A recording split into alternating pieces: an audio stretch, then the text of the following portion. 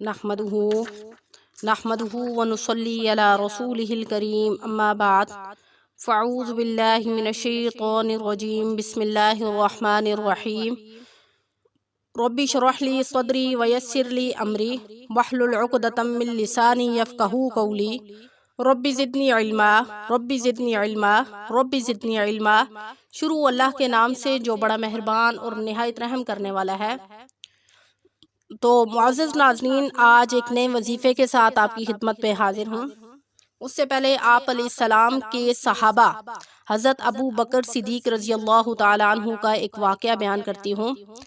حضرت ابو بکر صدیق جو رسول مقبول صلی اللہ علیہ وسلم نے جن کو خود جنت کی بشارت دی، بلکہ جنتیوں کی ایک جماعت کا سردار بتایا، اور انہیں یہ بھی بتایا کہ جنت کے سب دروازے انہیں پکاریں گے کہ اے ابو بکر صدیق، آپ اس دروازے سے داخل ہوں، اور وہ یہ خواہش کریں گے کہ حضرت ابو بکر صدیق اس دروازے سے داخل ہوں۔ ان سب باتوں کے باوجود کہ حضرت ابو بکر صدیق رضی اللہ تعالیٰ عنہ کو جنت کی بشارت دے دی گئی تھی، اس کے باوجود وہ آپ فرمایا کرتے تھے کہ کاش کہ میں کوئی درخت ہوتا جو کاٹ دیا جاتا۔ کبھی فرماتے کاش میں گھاس ہوتا جسے جانور کھا جاتے، کبھی فرماتے کاش میں کسی مومن کے بدن کا بال ہوتا۔ آپ صلی اللہ علیہ وسلم ایک مرتبہ ایک باغ میں تشریف لے گئے، ایک جانور کو دیکھ کر ٹھنڈا سانس بھرا اور فرمایا تو کس قدر لطف میں ہے، کھاتا ہے، پیتا ہے، درختوں کے سائے میں پھرتا ہے، اور آخرت میں تجھ سے کوئی حساب و کتاب نہیں ہوگا۔ کاش ابو بکر بھی تجھ سا ہوتا، یعنی آخرت کے حساب و کتاب کا خوف اس قدر دامن میں بھرا رہتا تھا۔ آپ دیکھیں کہ آپ علیہ السلام کو حضرت ابو بکر صدیق رضی اللہ تعالیٰ عنہ سے کس قدر محبت تھی، کہ ان کو پتہ بھی تھا کہ حضرت ابو بکر صدیق رضی اللہ تعالیٰ عنہ کو جنت کی بشارت سنا دی گئی، لیکن اس کے باوجود بھی وہ ان کے لیے فکر مند رہتے تھے کہ کاش کہ وہ اس طرح ہوتے تو ان سے حساب و کتاب نہ ہوتا۔ حالانکہ نبی کریم صلی اللہ علیہ وسلم جن پر ختم نبوت کی مہر لگا دی گئی ہے، خود ان کے جنتی ہونے کی بشارت دے چکے تھے کہ حضرت ابو بکر صدیق رضی اللہ تعالیٰ عنہ جنتی ہیں۔ ایک مرتبہ ربیہ سلمہ سے حضرت ابو بکر صدیق رضی اللہ تعالیٰ عنہ کسی بات پر جھگڑ بیٹھے، اور انہیں کوئی سخت الفاظ کہہ دیے، اور پھر فوراً انہیں خیال آیا کہ وہ انہیں اپنے منہ سے سخت الفاظ کہہ گئے ہیں۔ چنانچہ ان سے کہا کہ تو بھی مجھے ایسے کوئی الفاظ کہہ دے تاکہ بدلہ پورا ہو جائے، تو انہوں نے ایسا کہنے سے انکار کر دیا۔ اس پر حضرت ابو بکر صدیق رضی اللہ تعالیٰ عنہ بولے، یا تو مجھ سے یہ الفاظ کہہ دو، ورنہ میں نبی کریم صلی اللہ علیہ وسلم کے پاس جا کر عرض کروں گا۔ ربیہ سلمہ نے اس پر بھی انکار کر دیا، تو حضرت ابو بکر صدیق رضی اللہ تعالیٰ عنہ وہاں سے اٹھ کر چلے گئے۔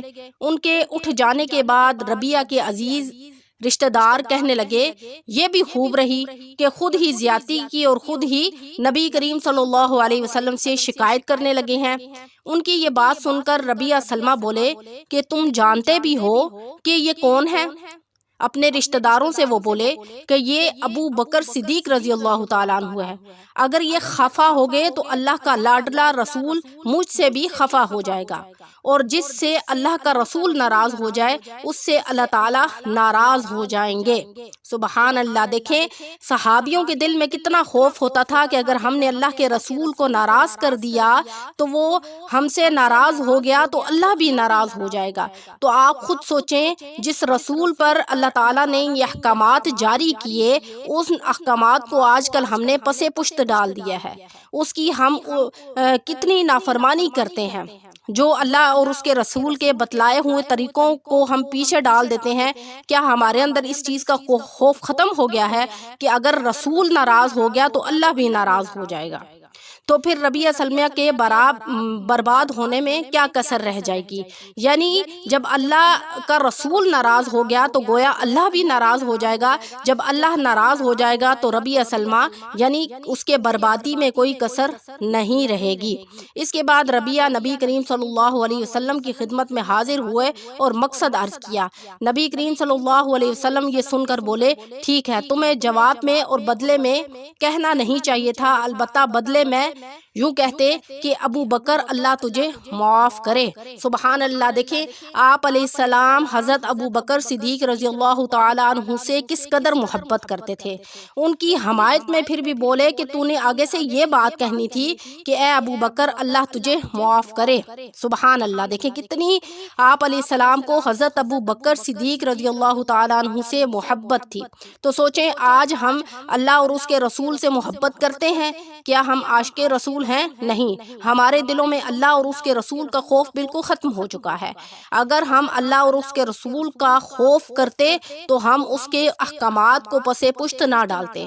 ہم ہر قدم پہ اللہ کو ناراض کرتے ہیں، ہر قدم پہ اللہ کی نافرمانی کرتے ہیں، اس کے رسول کی نافرمانی کرتے ہیں۔ تو لہٰذا اگر ہم نے اللہ کو راضی کرنا ہے، اس کے رسول کو راضی کرنا ہے، تو ہم نے کثرت کے ساتھ روزانہ درود ابراہیمی کا ورد کرنا ہے۔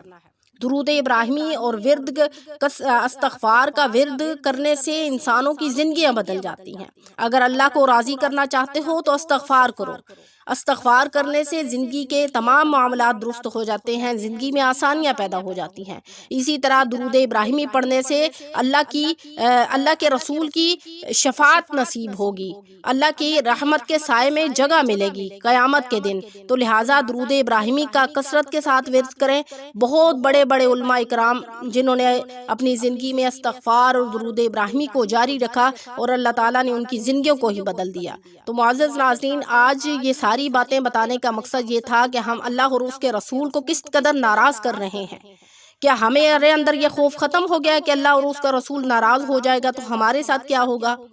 تو لہٰذا ہم نے ان چیزوں پر غور و فکر کرنا ہے کہ ہم نے اللہ اور اس کے رسول کو ناراض نہیں کرنا۔